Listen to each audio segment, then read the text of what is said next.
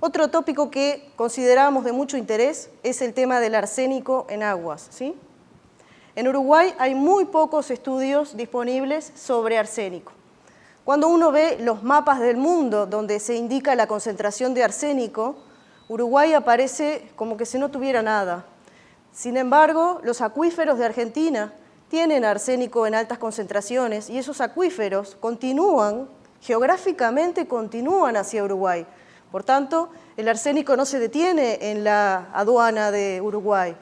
Lo que continúa de Argentina pasa por Uruguay. La cuestión es que no aparecen datos porque no hay un relevamiento, no hay información, ¿sí?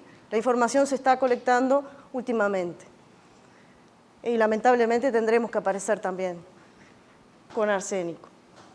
Entonces, hay diferentes tipos de agua que hay que investigar, ¿verdad? No todas las aguas se consumen por los animales o por el ser humano, algunas son utilizadas para otros fines, ¿sí? En particular estudiamos las aguas subterráneas, las cuales en Uruguay tienen varios usos, supongo que aquí los mismos, pero hay que evaluar aguas superficiales, aguas de consumo, los trabajadores posiblemente expuestos como, por ejemplo, en algunas industrias que todavía existen en Uruguay, donde se trabaja con algunos químicos que contienen arsénico hoy en día, ¿sí? También se habla de población presumiblemente no expuesta, pero que podría estarlo, ahora vamos a ver algún ejemplo.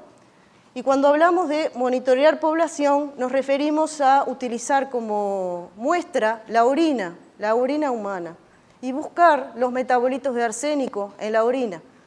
Ahí hay un trabajo de toma de muestra, hay un trabajo para la gente del campo de la biología o de la medicina y también para el químico analítico en esas determinaciones, que no son nada fáciles. Y residuos en alimentos, otra matriz bien interesante. Entonces, en Uruguay en el 2007 se comenzó con un proyecto de colaboración con España y Canadá, pues nosotros no contábamos con alguna tecnología, por lo menos disponible fácilmente para nuestra universidad pública. Entonces, en Uruguay la investigación se hace mucho en colaboración con países que sí nos brindan por vínculos que creamos o proyectos, nos brindan ese apoyo, ¿sí? En particular, para este trabajo, se determinó arsénico en aguas subterráneas y que las cuales son utilizadas en la agricultura, en algún uso doméstico, y Uruguay tiene aguas termales, muchas aguas termales que contienen arsénico. El arsénico en el agua termal, cuando uno se baña con el agua termal, es bueno que tenga arsénico. Y la cuestión es que esa misma agua en esa zona turística se utiliza para beber. Uno que es un turista y va allí, tal vez esté unos pocos días bebiendo esa agua, no va a tener problema. Pero la población que vive en esa zona toma esa agua todos los días. Entonces esa población debería ser investigada, su orina, a ver si no tuviera alguna contaminación, ¿sí? Eso es algo que estamos pensando en hacer con algún posgrado, ¿sí? Y entonces lo que se hizo fue una caracterización hidroquímica de no solamente arsénico. Una vez que uno accede a este tipo de instrumental, bueno, el agua se le hizo toda la caracterización de elementos traza, obviamente, y se trabajó en colaboración con España y Canadá en esta primera etapa. Los resultados de esa primera etapa fueron publicados en Environmental Geology, es otra revista que también dedica mucho espacio. O sea, usar el keyword Medical Geology hoy en día es interesante en las publicaciones, porque está como muy de moda. Y fue el resultado de este proyecto de colaboración con España. Este artículo está allí disponible en esa paper. Y un poco después, en una segunda fase, yo fui a España, también en ese marco de colaboración, a continuar los estudios para evaluar no solamente el agua, sino las rocas del acuífero, porque lo que se presume es que si hay arsénico en el agua, ¿de dónde viene? Viene de la erosión de las rocas de las zonas más profundas del acuífero. Entonces estábamos evaluando también eso. ¿sí? Me fui con todas las rocas, con una mala bien llena de rocas a Barcelona, ¿sí? Y esto fue publicado recientemente. Y algunos resultados les puedo contar de esto, que ya están publicados y se continúa estudiando además. Como les decía, este es el mapa de Uruguay, ¿sí? Y limítrofe con Argentina y con Brasil. Entonces, por aquí ya comienza el acuífero Guaraní, que continúa por Uruguay, y aquí yo no sé por dónde, pero sigue para Brasil también, porque tiene también sobre el territorio de Brasil una parte, ¿sí? Del mismo acuífero. Pero también Uruguay se abastece de agua con el acuífero de Yung, Mercedes, Nueva Palmira. El acuífero Raigón, que también es muy grande, sobrepasa la frontera de Uruguay, también hacia Argentina. Acuífero Raigón en Libertad también, continúa todo por la zona del sur, Ciudad de la Costa, ¿sí? Este es un mapa geológico. Nos da la ubicación para ir a quitar muestras, para ir a tomar muestras, a pegar muestras, y fue hecho por un geólogo, ¿sí? Jamás un químico podríamos haber hecho esto. Esto es un mapa geológico del Uruguay. Algunos resultados que se obtuvieron de la primera y segunda parte de la colaboración con España y Canadá. Vemos en el acuífero Chuy, Raigón, Mercedes, de la Costa, que es un acuífero libre. Este es un acuífero confinado, no sale de fronteras de Uruguay, y el acuífero Guaraní.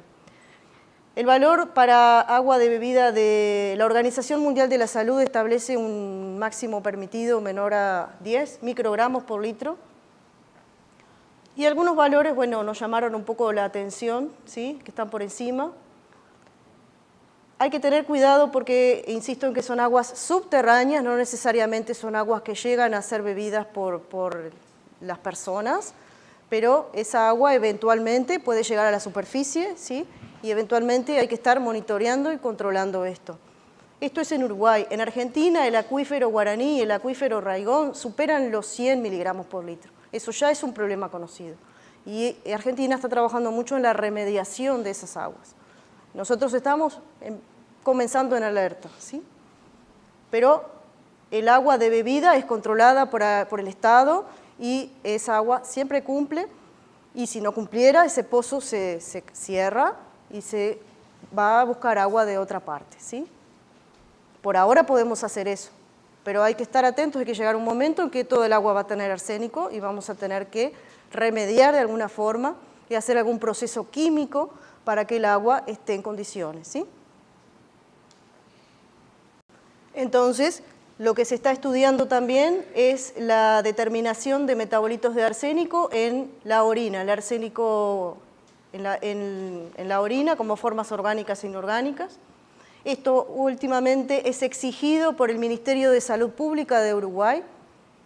Los ministerios muchas veces toman normativa europea, normativa americana, y se olvidan de nuestra situación real.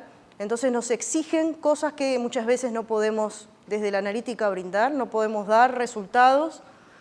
Hoy en Uruguay no tenemos ningún ICP masa disponible para muestras biológicas, ¿sí? Porque los instrumentos están dedicados, los pocos que hay de ICP, a otras actividades industriales o de mayor reporte económico, ¿sí?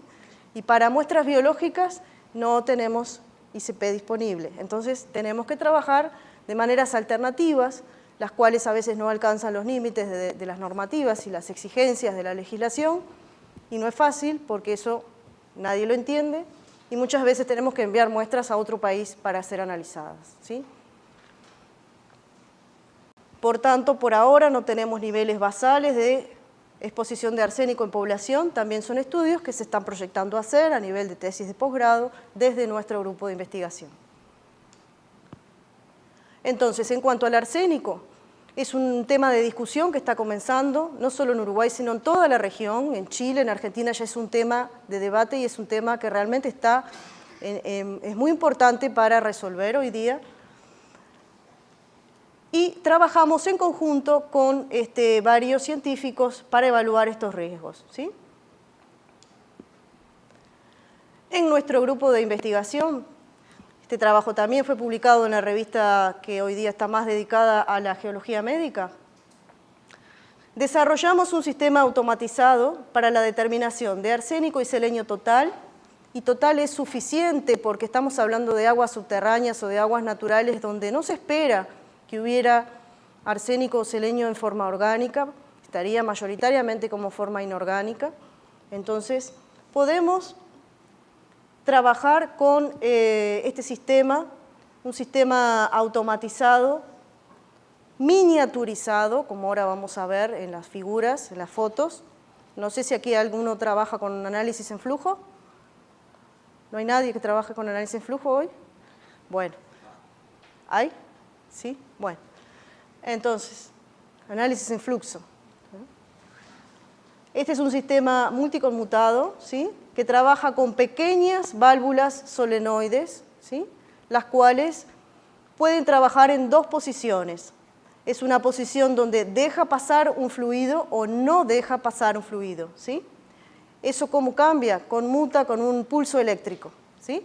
Se suministra un pulso eléctrico y esa válvula se enciende o se apaga, está en una posición on u off, y así este sistema es impulsado todo por una bomba peristáltica, y aquí simbolizado, luego vamos a ver las fotografías y vamos a ver un video de cómo esto está funcionando, simbolizada la forma de detección, separación del gas, ya sea de arsénico como arsina, el hidruro, o del hidruro de selenio, y determinación por generación de hidruros, absorción atómica de llama, ¿sí?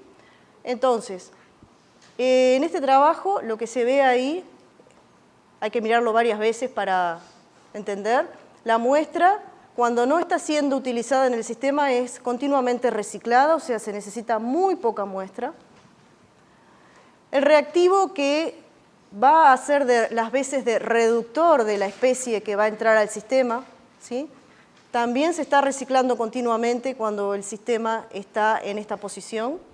Y el portador, el carrier, que es ácido clorhídrico, está circulando continuamente por el sistema. Estos son todos tubos de 0,8 milímetros de diámetro interno, ¿sí? Ahora van a ver en la fotografía, es bien pequeño. Entonces, en esta situación, la muestra todavía no entró al sistema, ni tampoco el reductor. Cuando se le da el pulso eléctrico a las válvulas, estas cambian de posición, ¿sí?